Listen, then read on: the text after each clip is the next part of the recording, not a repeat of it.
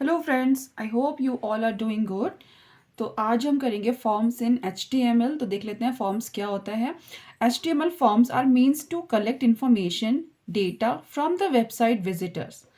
It is done with the help of control that collect information and send it over. तो forms क्या होते हैं? Forms आपको कुछ इस टाइप के दिखेंगे। आपने बहुत सारे फॉर्म्स देखे होंगे, लाइक आपके स्कूल के एडमिशन फॉर्म, रिजर्वेशन फॉर्म, ऐसे बहुत सारे फॉर्म्स होते हैं जिनको हम फिल करते हैं और जो उसमें डेटा फिल किया जाता है उस पर वर्क होता है। तो जब भी हम कोई वेबसाइट बनाते हैं, डिज़ाइन करते हैं, तो कभी कभी हमें उसमें फॉर्म भी डिज़ाइन करने होते हैं जिसमें हम विजिटर, अब विजिटर क्या होगा, जैसे कि आपने कोई भी वेबसाइट आप if you like my video then don't forget to subscribe my channel. Visit करते हो, ओके, लाइक आप कोई भी वेबसाइट आप विजिट करते हो, कोई भी वेब ब्राउज़र पे आपने कोई वेब पेज ओपन कर रखा है और उस वेबसाइट पे एक फॉर्म दिया गया है। वो बोल रहे हैं कि आप जब तक ये फॉर्म फिल नहीं करेंगे आप आगे नहीं जा सकते। तो आपको ये फॉर्म फिल करना होगा, यहाँ पे अपनी कुछ डिटेल्स देनी होती हैं, तो इसी को हम फॉर्म बोलते हैं। अब इस फॉर्म को हम डिज़ाइन कैसे करेंगे HTML में, वो मैं आपको बताऊंगी। तो फॉर्म का बेसिक सा मोटिव ये है कि फॉर्म जो होगा, जो विजिटर्स होते हैं, लाइक मैं इस वेबसाइट को यूज़ कर रही थी, मैं इस वेब पेज को यूज़ कर रही थी, तो I am the visitor of this website. तो जो वेबसाइट को यूज़ करने वाले लोग हैं, वेबसाइट को देखने वाले लोग हैं, वो उसको विजिटर्स बोलते हैं उनको। ठीक है, तो विजिटर्स की डिटेल लेके, विजिटर्स के डेटा को लेके वेबसाइट फॉर्म के जरिए उसको लेती है। ओके, तो यहाँ पर है HTML forms are means to collect information. Forms का कोई ज़्यादा मतलब नहीं है, सिर्फ वो इन्फॉर्मेशन और डेटा को कलेक्ट करते हैं फ्रॉम द विजिटर।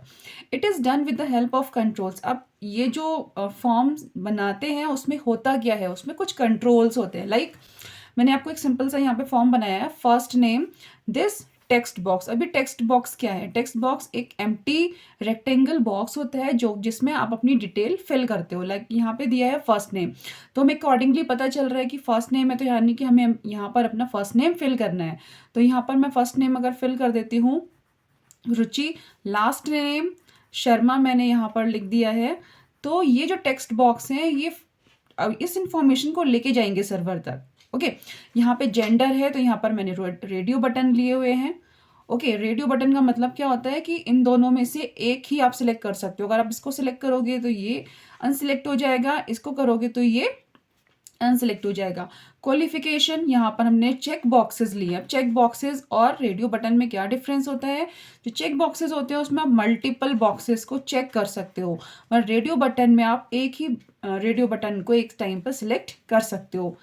ओके, अब ये हमने कुछ कुछ ही यहाँ पर बस लिए थे कंट्रोल, जैसे कि text box, radio button, check box, और यहाँ पर दो बटन्स लिए थे जिनका एक्शन होता है सबमिट पे। अगर हम क्लिक करेंगे तो जो भी हमने यहाँ पर डिटेल दी है ये सारी की सारी हमारी सर्वर पर चली जाएंगी। रीसेट करेंगे तो आपने जो भी यहाँ पे डिटेल्स फिल की हैं वो दोबारा से एम्प्टी हो जाएंगी, ये फॉर्म पूरा एम्प्टी हो जाएगा, यानी कि रीसेट हो जाएगा। तो ये सिंपल सा एक फॉर्म का डिज़ाइन था।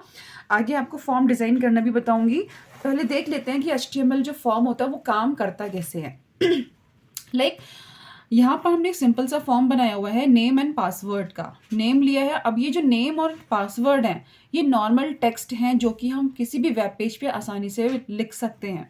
ओके, और इसके आगे हमने यहाँ पे दो टेक्स्ट बॉक्सेस लगाए हैं एंड दो बटन लिए हुए हैं, सबमिट एंड रीसेट। अब जो ये सिंपल सा फॉर्म है, कोई भी विजिटर होगा वेबसाइट का, तो उसके सामने जब ये फॉर्म खुलेगा तो वो क्या करेगा, पहले आप उनको यहाँ पर नेम लिखना पड़ेगा, देन अपना पासवर्ड देना पड़ेगा। अब जो ये दोनों डिटेल हैं, सबमिट बटन पे क्लिक करते ही ये दोनों डिटेल कहाँ चली जाएंगी? थर्ड नंबर यानी कि सर्वर पे चली जाएंगी। जो भी अपने वेब सर्वर बनाया हुआ है उस पर चली जाएंगी। वेब सर्वर पे जाके ये सर्च किया जाएगा कि ये जो नाम और पासवर्ड यहाँ से आया है, जो इन्फॉर्मेशन आई है, क्या वो यहाँ पर मैच हो रही है किसी डेटा से। लाइक मैं आपको एग्जांपल देती हूँ कि मान लो कि आपके 10th क्लास का एडमिट कार्ड आपको डाउनलोड करना है। तो एडमिट कार्ड डाउनलोड करने के लिए उन्होंने बोला कि आपको अपना नेम एंड पासवर्ड देना पड़ेगा।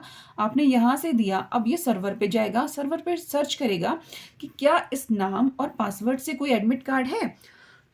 अगर वो यहाँ पर होगा तो वो अपने डेटाबेस में जाके सर्च करेगा। डेटाबेस में जाके सर्च करने के बाद वो वेब सर्वर पे लाके देगा। वेब सर्वर वापस से जो भी आपकी इंफॉर्मेशन होगी वो वेब ब्राउज़र पे आपको यहाँ पर शो कर देगा। ओके, जो वेब ब्राउज़र है उसी पर तो आपका फॉर्म ओपन हुआ था, वहीं पर आपकी इंफॉर्मेशन आ जाएगी। मीन्स आपका एडमिट कार्ड आ जाएगा। अगर आपने यहाँ से डेटा दिया, लाइक आपने नेम दिया और पासवर्ड आप भूल गए, कुछ आपने इनकरेक्ट पासवर्ड दे दिया, तो इन गलत इन्फॉर्मेशन यहाँ पर जाएगी, उसके अकॉर्डिंग उसको कोई डेटा नहीं मिलेगा उसके डेटाबेस में, तो यहाँ पर आपको इन्फॉर्मेशन आ जाएगी डेटा नॉट फाउंड। ओके, तो फॉर्म का काम सिर्फ ये होता है कि आपकी जो डिटेल्स होती है उनको लेकर जाना, वेब सर्वर पे इसके अकॉर्डिंग एक्शन करना, और जो भी इंफॉर्मेशन आपको चाहिए वो इंफॉर्मेशन आपको वेब ब्राउजर पे वापस ला के देना। तो इसको डिटेल में हम एक बार देख लेते हैं क्या होता है। A visitor visit a web page that contains a form. कोई भी वेब पेज विजिटर विजिट करता है, उस पर अगर फॉर्म होता है, the visitor fills in the form and submit. जो विजिटर होगा फॉर्म को फिल करेगा एंड सबमिट करेगा। The browser send the submitted form data to the web server. जो भी वेब ब्राउजर होगा वो वेब सर्वर पे डेटा सेंड करेगा। A form processor script running on the web server. एक स्क्रिप्ट होती है, कोड होता है जो कि वेब सर्वर पे वहाँ पर रन करता है, और वो आपको डेटा सर्च करने का काम करता है। ठीक है, तो वेब सर्वर क्या करेगा, प्रोसेस करेगा आपके डेटा को, accordingly interact with the database, और जो भी आप चाहते हो वो डेटाबेस में सर्च करेगा। A response page is sent back to the browser. अब आपके डेटाबेस में अगर डेटा मिल गया है तो वो आपको डेटा सेंड कर देगा। अगर आपके डेटाबेस में डेटा नहीं मिला है तो वो आपको जो भी इंफॉर्मेशन उसको दिखानी है, शो करनी है, जो कि उसका वेब सर्वर स्क्रिप्ट बता रही है, वो वहाँ पे आपको शो कर देगा, मतलब आपको एक रिस्पॉन्स जनरेट कर देगा। अब यहाँ पे क्या होता है, एक form tag and controls. Form देख लेते हैं कि जब भी हमें कोई फॉर्म डिजाइन करना होता है तो हम फॉर्म टैग का यूज करते हैं। Form tag is a container tag, means अब जब फॉर्म बनाना स्टार्ट करते हो तो फॉर्म ओपनिंग टैग का यूज करेंगे। जब हमारा फॉर्म बन के रेडी हो जाएगा तो हम फॉर्म क्लोजिंग टैग का यूज करेंगे। अब इसमें सबसे इंपॉर्टेंट है इनपुट टैग। इनपुट टैग क्यों यूज होते हैं, जब भी हमें text box, radio button, check box, submit button, password, ये सारी चीज़ें हमें यूज़ करनी होती हैं, तब हम इनपुट टैग का यूज़ करते हैं। ओके, इनपुट टैग कैसे यूज़ होता है, जैसे हमें टेक्स्ट बॉक्स लगाना है, ठीक है, तो यहाँ पर हमारा एक नेम नाम का हमने नॉर्मल सा टेक्स्ट ले लिया है, उसके आगे हमने थोड़ा सा स्पेस दिया है, एक टेक्स्ट बॉक्स लगा है। तो अगर इसकी कोडिंग हमें करनी है तो क्या करेंगे, फॉर्म लिखेंगे, जैसा कि मैंने आपको बताया कि फॉर्म स्टार्ट करने से पहले मैं फॉर्म टैग का यूज़ करना है। फिर नेम लिखा, जो कि ये लिखा है, नेम लिख दिया। अब हमें ये टेक्स्ट बॉक्स लगाना है, तो टेक्स्ट बॉक्स यूज़ करने के लिए मैंने आपको बताया था कि टेक्स्ट बॉक्स के लिए हम क्या यूज़ करते हैं, इनपुट टैग यूज़ करते हैं। तो इनपुट, अब इसका एक एट्रीब्यूट होता है टाइप। ओके, टाइप एट्रीब्यूट में आपको बताना पड़ेगा, अगर टेक्स्ट बॉक्स लगाना है आपको तो टेक्स्ट यूज़ करेंगे। ओके, अब name of the text box. अब एक फॉर्म के अंदर कई सारे टेक्स्ट बॉक्स होंगे, तो हमने इसका नाम क्या रख दिया, टेक्स्ट बॉक्स फॉर नेम। हमें हर टेक्स्ट बॉक्स का एक स्पेसिफिक नेम चाहिए होगा, एक स्पेशल नाम चाहिए होगा जिससे हम उस टेक्स्ट बॉक्स को पहचान पाएं। तो इसका नाम मैंने रखा है name equals to text box for name. Size equals to 15 and max length equals to 5। अब जो इसका साइज होगा, ये इसमें मतलब 15 कैरेक्टर्स आ सकते हैं।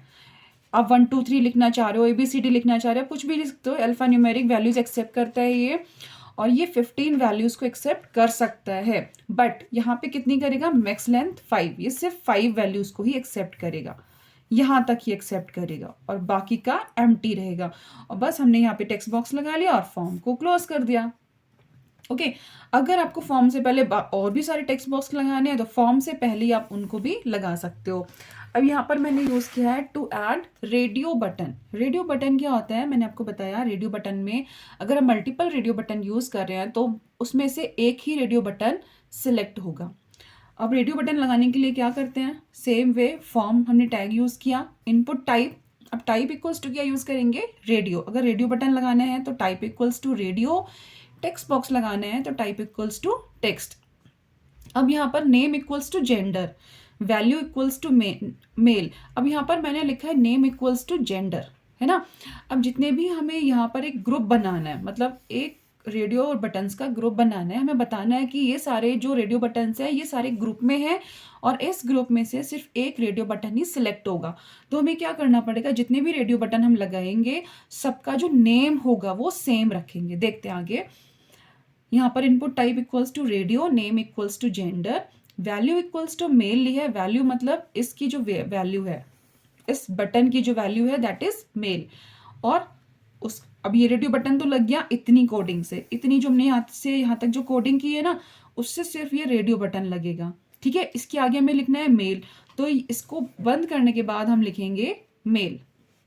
ओके, अब हमें लगाना है फीमेल के लिए, तो सेम वे सेम कोडिंग करेंगे। Input type equals to radio, name equals to gender. अब मुझे ये दोनों एक ही ग्रुप में रखने हैं, मतलब मुझे बताना है कि इन दोनों में से मुझे एक ही रेडियो बटन सिलेक्टेड चाहिए, तो इन दोनों का नाम मुझे सेम रखना पड़ेगा।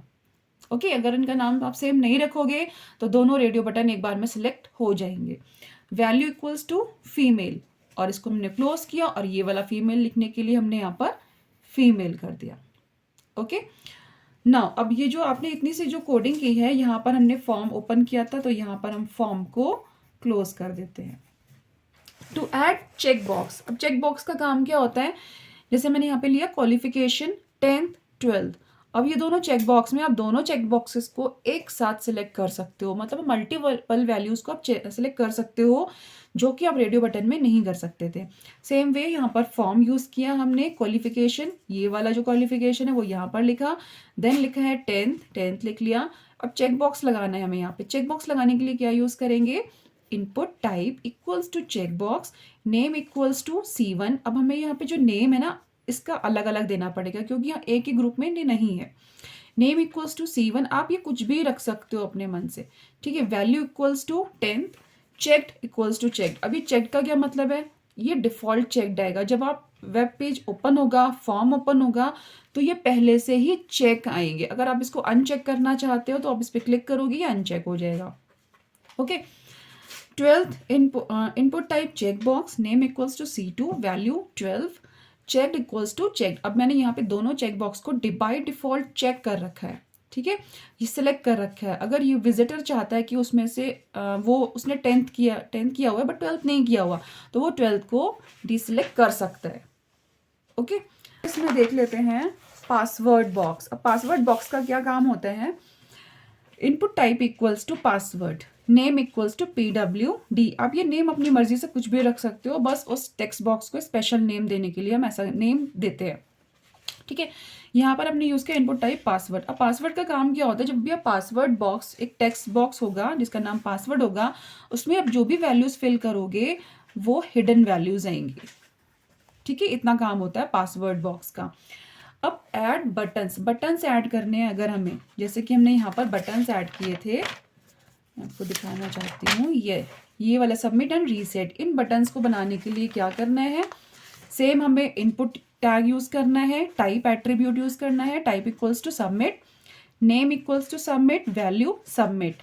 यानी कि टाइप आप क्या चाहते हो, सबमिट बटन का चाहते हो, नेम इसका आप सबमिट रखना चाहते हो, वैल्यू जो इसके ऊपर लिख कर आएगी, ये जो लिखेगा वैल्यू इक्वल्स टू सबमिट। ठीक है, ये वाला जो वैल्यू होगा वो इस पर लिख कर आएगा, या फिर आपने यहाँ पे लिख दिया वैल्यू इक्वल्स टू सेव, तो यहाँ पर लिख के आएगा save. Input type equals to reset, value reset. ठीक है, यहाँ पे आपको रीसेट बटन बनाना है, तो टाइप इक्वल्स टू रीसेट कर देंगे, वैल्यू रीसेट हो जाएगी। इनपुट टाइप बटन, अब आप चाहते हो कि सबमिट बटन या रीसेट बटन ना बनाओ, आप एक अलग से ऐसे ही कुछ बटन बना दो और उसकी कोडिंग बाद में करो। ठीक है, स्क्रिप्ट में उसकी कोडिंग करो, तो आप क्या करोगे, input type equals to button, value equals to button. आपके जो 10th का सिलेबस है उसमें ये दोनों बटन ज़्यादातर यूज़ होते हैं, ये इतना यूज़ नहीं होता, बट आपको पता होना चाहिए कि नॉर्मल बटन कैसे क्रिएट करना है। अब क्रिएटिंग टेक्स्ट एरिया, अब जो भी हम इनपुट टैग का यूज़ कर रहे थे ना, वो हो चुका है फिनिश। अब इनपुट में इतने ही आपको एट्रीब्यूट यूज़ करने हैं, बाकी हम देख लेते हैं टेक्स्ट एरिया। टेक्स्ट एरिया क्या होता है, एक बड़ा टेक्स्ट बॉक्स होता है जिसमें आप मल्टीपल लाइंस एंटर कर सकते हो। टेक्स्ट बॉक्स में आप सिंगल लाइन एंटर कर सकते हो या फिर कुछ कैरेक्टर एंटर कर सकते हो, यहाँ पर आप मल्टीपल लाइंस को एंटर कर सकते हो। इसके लिए हम क्या यूज़ करते हैं, टेक्स्ट एरिया टैग को यूज़ करते हैं। यहाँ हमें बताना पड़ता है कि कितनी रोज़ हमें बनानी है, मतलब कितनी लाइंस आप यहाँ पर यूज़ करना चाहते हो। यहाँ पर मैंने 5 लाइंस ली हैं, 5 रोज़, तो आप 5 लाइंस में लिख सकते हो। कॉलम इक्वल्स टू 50, मतलब आप उसकी विड्थ कितनी चाहते हो। नेम मैंने रखा है इसका resume, and enter description here. Default जो मैंने यहाँ पर लिखा है, मतलब आप जब इसको टेक्स्ट एरिया ओपन करोगे तो ये बाय डिफ़ॉल्ट यहाँ पर लिख कर आएगा। ओके, जब आप यहाँ पे एंटर करोगे, कोई भी कर्सर लेकर आओगे, तो ये यहाँ से वैल्यू हट जाएगी। और इसके बाद यहाँ पर टेक्स्ट एरिया को हमने क्लोज कर दिया है और ये डिस्क्रिप्शन लिख दिया है। तो आई होप आपको इनपुट टैग और टेक्स्ट एरिया टैग समझ में आ गया होगा कि कैसे यूज़ करना है, और इन सब का हमारे फॉर्म में बहुत ज़्यादा यूज़ होने वाला है। अब यहाँ पर देख लेते हैं creating select box, combo box, select list control. अब लिस्ट कंट्रोल क्या होता है, ये भी आपके सिलेबस में है। इसमें क्या होता है, जैसे आप कभी कभी देखते होगी कॉम्बो बॉक्स बनकर आता है कि टेक्स्ट बॉक्स होगा, उसमें कुछ वैल्यू बाय डिफॉल्ट लिखी होती है, एक डाउन एरो बना होता है, उस पर आप क्लिक करते हो तो एक लिस्ट नीचे ओपन हो जाती है। ये लिस्ट ओपन हुई है, ठीक है। जैसे मैथ्स, हिंदी, इंग्लिश ये पहले नहीं था, बट हम जब इस पर क्लिक करेंगे तो एक लिस्ट नीचे ओपन हो जाएगी। इसको ड्रॉप डाउन बॉक्स बोलते हैं, कॉम्बो बॉक्स बोलते हैं, सिलेक्ट बॉक्स या फिर लिस्ट कंट्रोल बोलते हैं। तो इसको हमें कैसे बनाना है, इसके लिए हम यूज़ करते हैं सिलेक्ट टैग। सिलेक्ट टैग के अंदर हम यूज़ करते हैं नेम एट्रीब्यूट। नेम यहाँ पर लिया है मैंने सब्जेक्ट, आप जिससे भी रिलेटेड बनाना चाहते हो वो यहाँ पर नेम इसको दे सकते हो, क्योंकि क्या होता है कि फॉर्म के अंदर हम मल्टीपल लिस्ट भी यूज़ कर सकते हैं, ठीक है। तो आपको अपने लिस्ट को स्पेसिफाई करना होगा कि जो भी आप लिस्ट दे रहे हो उसका नाम आपको बताना पड़ेगा। तो यहाँ पर मैंने लिस्ट का नाम बताया है सब्जेक्ट। इसको क्लोज कर देते हैं। नेक्स्ट हम यूज़ करेंगे ऑप्शन टैग। सिलेक्ट के अंदर यूज़ होता है ऑप्शन टैग। अब इसमें होती है वैल्यू, यहाँ पर होता है नेम, यहाँ पर होती है वैल्यू। ऑप्शन, फर्स्ट आप क्या देना चाहते हो, साइंस, तो option value equals to science. अब मैंने इसको दिया सिलेक्टेड, मतलब कि जब आप इसको ओपन करोगे फॉर्म को और ये लिस्ट आएगी तो यहाँ पर साइंस ऑलरेडी लिखा हुआ आएगा। साइंस के अलावा अगर आपको कोई और सब्जेक्ट चाहिए तो आप इस पर क्लिक करोगे, देन ये लिस्ट ओपन होगी, then you can select from this list. Okay, अब यहाँ पर हमने क्या किया, साइंस सिलेक्टेड बता दिया कि भाई साइंस वहाँ पर लिखा हुआ आना चाहिए। इसको क्लोज कर दिया ऑप्शन को, एंड यहाँ पर हमने जो ये साइंस लिखा था साइंस लिख दिया और ऑप्शन क्लोज कर दिया। अगेन दूसरा ऑप्शन लेने के लिए हमें बताना पड़ेगा option value equals to maths और मैथ्स लिख दिया, then option close. Option value equals to Hindi, Hindi लिखा जो ये लिखा हुआ था और ऑप्शन close. Option value equals to English, English लिखा एंड ऑप्शन क्लोज। इसके बाद हमारी लिस्ट एंड हो रही है, कोई और चीज़ नहीं है, तो हम यहाँ पर सिलेक्ट क्लोज कर देंगे, ठीक है।